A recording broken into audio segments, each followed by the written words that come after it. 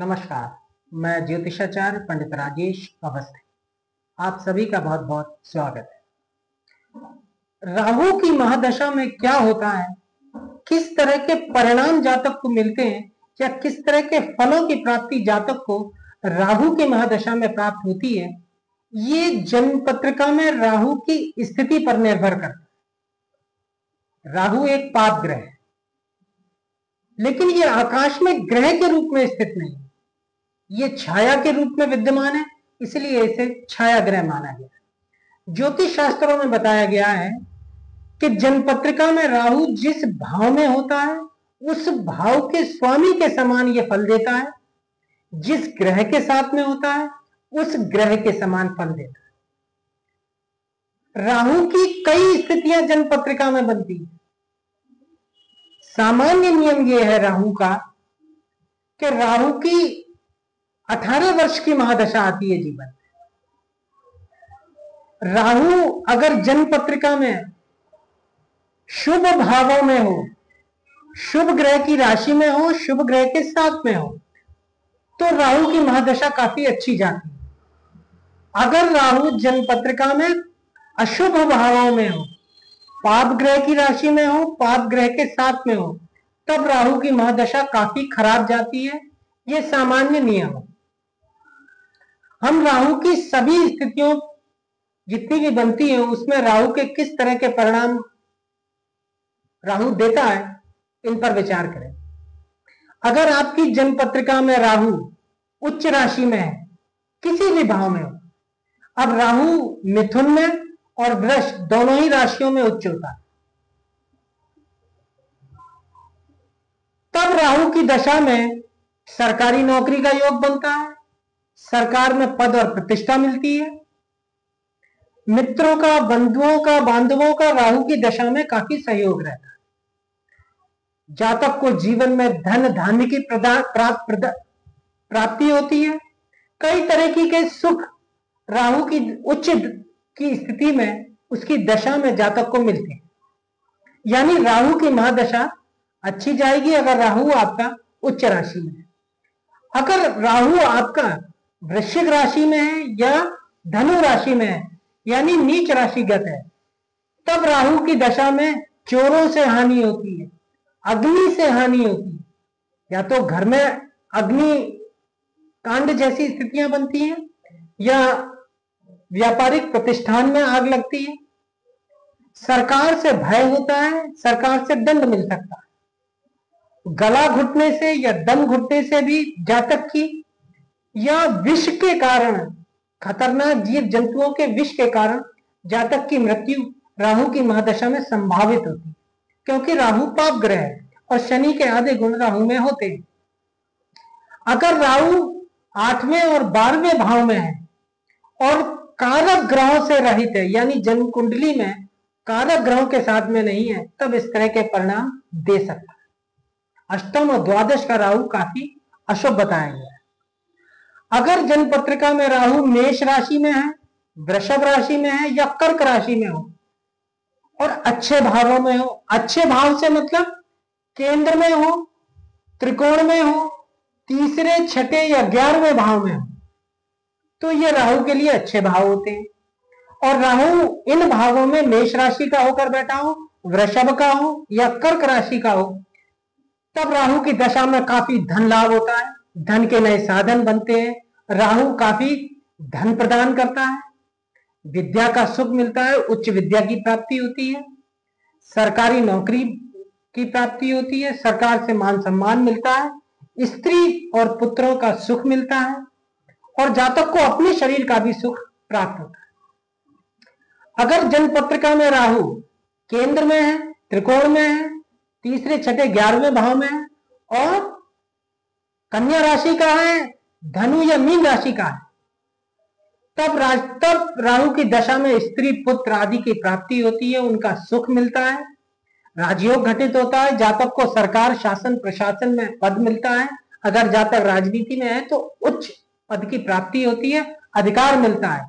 अच्छे वाहन का सुख मिलता है, नौकर चाकरों का सुख देता है राहु।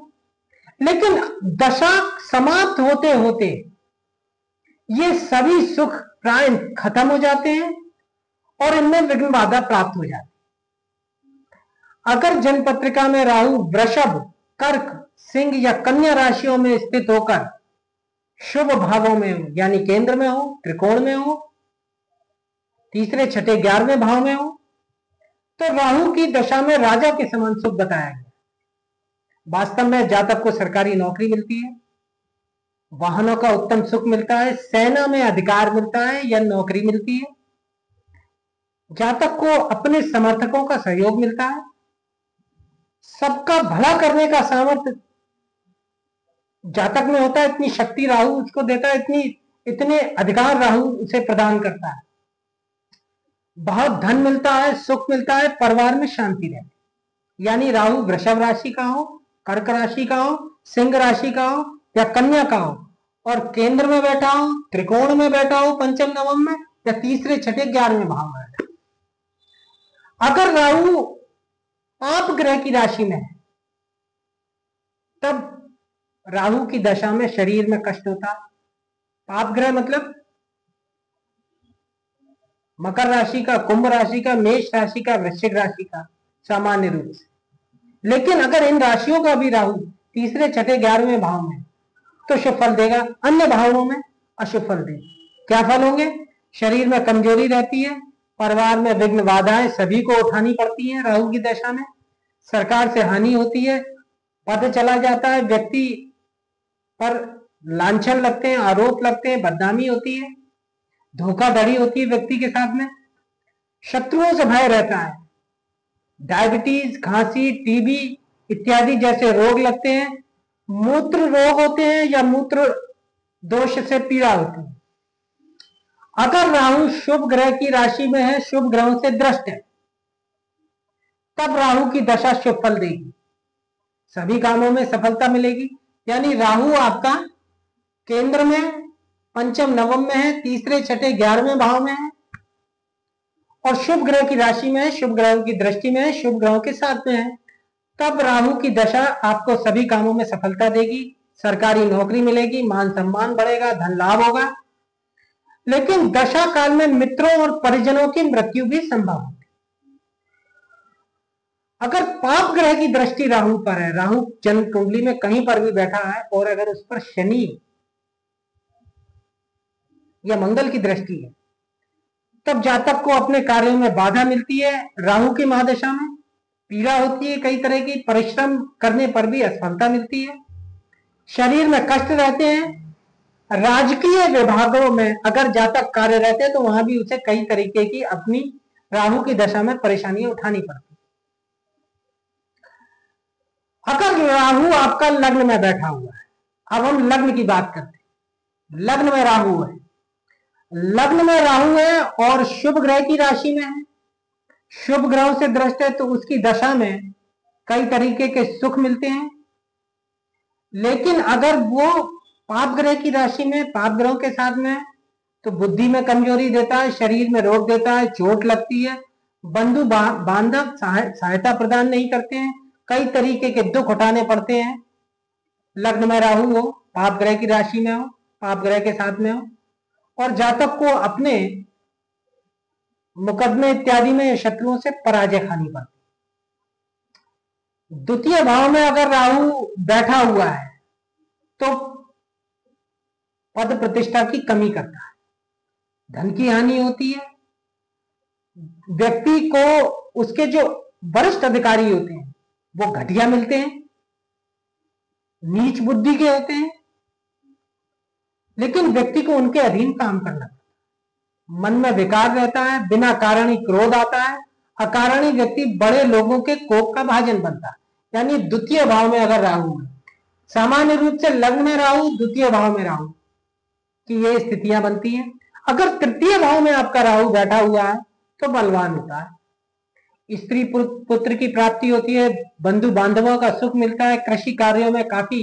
लाभ होता है, अधिकार की प्राप्ति होती है, विदेश यात्रा भी जातक करता है तृतीय भाव के राहु के दशा में और आदर सत्कार होता है। अगर आपकी जन्म पत्रिका में राहु चतुर्थ भाव में है तो राहु की दशा में माता को कष्ट होगा, स्वयं को कष्ट होगा, जायदाद अचल संपत्ति की हानि देगा राहु। क्रय विक्रय में नुकसान कराएगा, व्यापार में नुकसान कराएगा अपनी दशा में। राज्य से यानी सरकार से कई परेशानियां उठानी पड़ती हैं, और पत्नी की अयोग्यता से भी जातक को कई तरह के दुख प्राप्त होते हैं, यानी पत्नी भी कहीं ना कहीं अयोग्यता उस कालखंड में दर्शाती है। पंचम स्थान में अगर आपका राहु बैठा हुआ है तो बुद्धि में आपको कहीं ना कहीं कमजोरी देगा, विद्या बुद्धि की कमी देगा, खाने पीने में बाधा देगा, विद्या मार्ग में प्रवाद बाधा प्रदान करेगा, विवाद देगा, कलह देगा, मानसिक परेशानियां देगा, दुख देगा, सरकार से कोप उठाना पड़ता है। पुत्र की हानि भी हो सकती है, हानि किसी भी रूप में हो सकती है, या तो पुत्र को हानि हो सकती है या पुत्र से हानि हो सकती है, मृत्यु भी संभव होती है। केंद्र त्रिकोण में राहु अगर यानी अगर आपकी जन्मपत्रिका में राहु केंद्र में है, इन चारों केंद्रों में है या त्रिकोण में, मेष राशि में है, आपको वृषभ राशि में है, मिथुन राशि में है, कर्क राशि में है, कन्या राशि में, धनु या मीन राशियों में स्थित राहु और शुभ ग्रह के साथ में है, तब राहु शुभ फल देगा अपनी दशा में, सभी कार्यों में सिद्धि प्राप्त होगी। छठे भाव में अगर आपकी जन्मपत्रिका में राहु बैठा हुआ है और अशुभ है, नीच राशि में है, पाप ग्रह के साथ में, पाप ग्रह की दृष्टि में है, तो रोग ऋण शत्रुओं से तो आपको मुक्ति दिला देता है, लेकिन कहीं ना कहीं चोरों से, सरकार से भी जातक को हानि उठानी पड़ती है। जातक का जो बैंक बैलेंस होता है या जुड़ा हुआ धन होता है वो भी समाप्त हो जाता है। डायबिटीज जैसी बीमारियां होती है, शरीर में फोड़ा इत्यादि होते हैं, रसौली, पित्त की बीमारियां, त्वचा से संबंधित बीमारियां भी देता है। सप्तम भाव में राहु की दशा, अगर राहु आपकी जन्मपत्रिका में सप्तम भाव में है, इस दशा में जीवन साथी को हानि, जीवन साथी की हानि होती है, वो किसी भी रूप में हो सकती है, परंतु विदेश यात्रा करा देता है सप्तम भाव का राहु। जातक यदि कृषि कर्मों में जुड़ा हुआ है तो कृषि का नाश होता है, उस कालखंड में कृषि से संबंधित जातक को हानि उठानी पड़ती है। भाग्य में कमजोरी रहती है, विषैले जीव जंतुओं से भी परेशानी होती है, धन और पुत्र की हानि भी होती है, और इस दशा में चूंकि यह सप्तम भाव मारक स्थान है तो मृत्यु भी संभव है। वैसे तो शास्त्रों में कहा जाता है कि शनि, मंगल, राहु और केतु की दशाएं प्राय मारक दशाएं। अष्टम भाव में राहु की दशा सर्वाधिक खराब जाएगी, जीवन में कई बार व्यक्ति को मृत्यु तुल्य कष्ट उठाना पड़ता है। अगर जन्म पत्रिका में अष्टम भाव में राहु बैठा हो तो व्यक्ति की मृत्यु बड़े कष्ट से होती है, यानी मरते समय प्राण बहुत कष्ट से निकलते और जीवन में कई बार व्यक्ति मौत के मुंह में जाता है। जातक की मृत्यु हो सकती है उस दशा में, पुत्र की हानि हो सकती है, धन की हानि होती है, अपने लोगों, परिवार के लोगों से भी जातक को विशेष कष्ट उठाने पड़ते हैं, पशुओं से कष्ट होता है, यानी सींग वाले पशु भी जातक के लिए चोट पहुंचाते हैं, भय रहता है, घर से बाहर रहने पर भी जातक मजबूर रहता है। अगर नवम भाव में, जन्म कुंडली के नवम भाव में अगर आपके राहु बैठा हुआ है तो इस दशा में माता पिता का वियोग उठाना पड़ता है, लेकिन विदेश यात्रा होती है, बुजुर्गों व बंधुओं की हानि होती है राहु की महादशा में, समुद्री यात्राएं उस दशा में राहु करा देता है, परिवार में शोक जरूर उठाना पड़ता है किसी ना किसी। शुभ राशि में अगर जन्म कुंडली में आपके दशम भाव में राहु बैठा हुआ है लेकिन वो शुभ ग्रह की राशि में है तो गंगा स्नान, तीर्थ स्नान कराए, व्यक्ति धार्मिक प्रवचन सुनता है, धार्मिक कार्यों में लगता है। लेकिन पाप राशि में राहु अगर दशमस्थ हो तब जातक को परिवार से विशेष पीड़ा उठानी पड़ती है। और दशम स्थान में राहु राजनीति में विशेष सफलता प्रदान करता है, लेकिन कारोबार व्यापार में बार बार परिवर्तन होते हैं, हानि की स्थितियां भी रहती हैं। जातक अपनी आजीविका में, कार्य में, व्यवसाय में, नौकरी में कई तरीके के कष्ट भी उठाता है। एकादश स्थान में राहु की दशा काफी अच्छी जाती है, इस दशा में मान सम्मान मिलता है, सरकारी नौकरी मिलती है,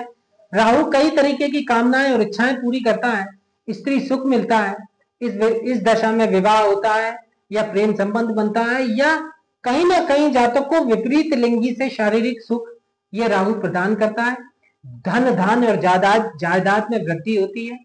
अगर 12वें भाव में आपका राहु बैठा हुआ है तो जातक को स्थान परिवर्तन करा देगा, यानी जातक को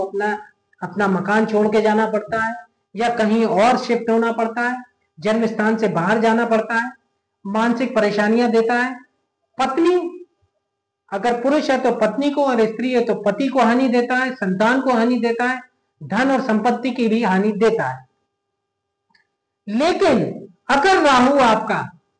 जन्म पत्रिका में शुभ ग्रह की राशि में है, शुभ ग्रह के साथ में, शुभ ग्रहों की दृष्टि में है, तो इसकी दशा अच्छी जाएगी। और अगर पाप ग्रह की राशि में, पाप ग्रहों की दृष्टि में है, अशुभ भावों में, तो इसकी दशा खराब जाती। अगर शुभ ग्रह के साथ में राहु है और शुभ भाव में है, विशेषकर केंद्र में या त्रिकोण में है, तो यह राहु योग कारक ग्रहों के साथ में है, तीसरे, छठे, 11वें भाव में, तब राहु की दशा जातक के लिए सर्वोत्तम दशा मानी जाती है। यानी राहु आपका केंद्र में बैठा हुआ है, पंचम नवम त्रिकोण में बैठा हुआ है, या तीसरे, छठे, 11वें भाव में बैठा हुआ है, शुभ ग्रह की राशि में, शुभ ग्रह के साथ में है, और योग कारक ग्रह के साथ में भी हो सकता है, तब राहु की दशा बहुत अच्छी जाती है। व्यक्ति को सरकारी नौकरी मिलती है, व्यक्ति अफसर बनता है, अगर राजनीति में है तो मंत्री बनता है, सभी कार्यों में सिद्धि मिलती है, वाहन का सुख मिलता है, जातक इस दशा में अपना मकान बनवाता है, पुत्र सुख मिलता है, नई जायदाद मिलती है, जायदाद बढ़ती है, धार्मिक कार्यों में रुचि रहती है, उत्सव का माहौल रहता है, विदेश में भी जातक को मान सम्मान मिलता है, और जातक इस दशा काल में ज्वेलरी बनवाता है, ज्वेलरी इकट्ठी करता है, सब तरह के सुख संपत्ति मिलती है, सरकार से भी सम्मान मिलता है, और घर में मांगलिक कार्य। 8वें और 12वें भाव में अगर आपका राहु बैठा हुआ है तो इस दशा में आपको कष्ट होगा, इसमें कोई दो राय नहीं। पापयुक्त या मारक ग्रह के साथ में राहु अष्टम या द्वादश भाव में, यानी राहु आपके अष्टम में है या 12वें भाव में, पाप ग्रहों के साथ में, शनि या मंगल के साथ में, या मारक ग्रहों के साथ में। मारक ग्रह कौन? सप्तम भाव का स्वामी और द्वितीय भाव का स्वामी में से किसी भी के साथ हो, या दोनों के साथ हो राहु अष्टम या द्वादश में, तब इस दशा में जातक की अवनति होती है, डिमोशन हो जाता है, नौकरी चली जाती है, बेरोजगारी का सामना करना पड़ता है, कारोबार, व्यापार, नौकरी में कई कष्ट उठाने पड़ते हैं, स्थान परिवर्तन होता है, मानसिक रूप से जातक डिप्रेशन तक में चला जाता है, खराब भोजन मिलता है, परिवार में शोक होता है। अगर राहु कहीं पर भी बैठा हो जन्म पत्रिका, कितना ही शुभ हो, लेकिन शुरू में जातक को शरीर कष्ट या धन की हानि दे सकता है, बीच में थोड़ा सुख मिलता है, और अंत में राहु काफी लाभ प्रदान करता है। अब जिन जातकों का मकर या वृश्चिक लग्न है, ऐसे जातकों को राहु मारक भी हो सकता है। इतना ध्यान रखिए, अगर आप वृश्चिक लग्न में पैदा हुए हैं या मकर लग्न में पैदा हुए हैं और राहु की महादशा आपके जीवन में आ जाए तो ये मारक भी हो सकती है। मारक होने पर इस दशा का आरंभ शुभ रहेगा। यदि राहु शुभ ग्रह के साथ में है या शुभ ग्रह की दृष्टि में है, तब राहु कीर्ति, धन, विद्या को प्रदान करेगा। समय आने पर मृत्यु भी ये दे सकता है, क्योंकि मारक हो। धनु मीन राशियों में राहु, बृहस्पति की दोनों राशियों में अगर राहु आपके बैठा हुआ है कहीं पर भी, तो धन, लक्ष्मी, कीर्ति, उन्नति, स्त्री सुख, पद प्राप्ति और वाहन सुख देता है। अगर नवमेश यानी भाग्य स्थान के अधिपति के साथ में राहु जन्म पत्रिका में हो, केंद्र में, यानी नवम स्थान के स्वामी के साथ राहु केंद्र में बैठा हो या त्रिकोण में बैठा हो, तीसरे, छठे, 11वें भाव में बैठा हो, तब राहु की दशा में शत्रुओं का नाश होता है, शत्रु समाप्त हो जाते हैं, विजय मिलती है, सफलता मिलती है, पुत्रों का सुख मिलता है, सज्जनों द्वारा जातक को मान्यता मिलती है, जातक धन, दान, परोपकार इत्यादि कार्य करता है, और बहुत अच्छी दशा ये जाती है। केंद्र और त्रिकोण में स्थित राहु की दशा में अगर राहु आपकी जन्मपत्रिका में केंद्र में है, त्रिकोण में है, तो पुत्र और धन का सुख भी आपको प्रदान कर देगा। तो राहु की दशा में सभी तरह की स्थितियां में, राहु की दशा में आपके जीवन में किस तरह के फल घटित हो सकते हैं या मिलते हैं, आज के वीडियो में हमने इसी पर चर्चा की। अगर वीडियो अच्छा लगा हो तो वीडियो को लाइक करें, अधिक से अधिक शेयर करें और चैनल को सब्सक्राइब करें।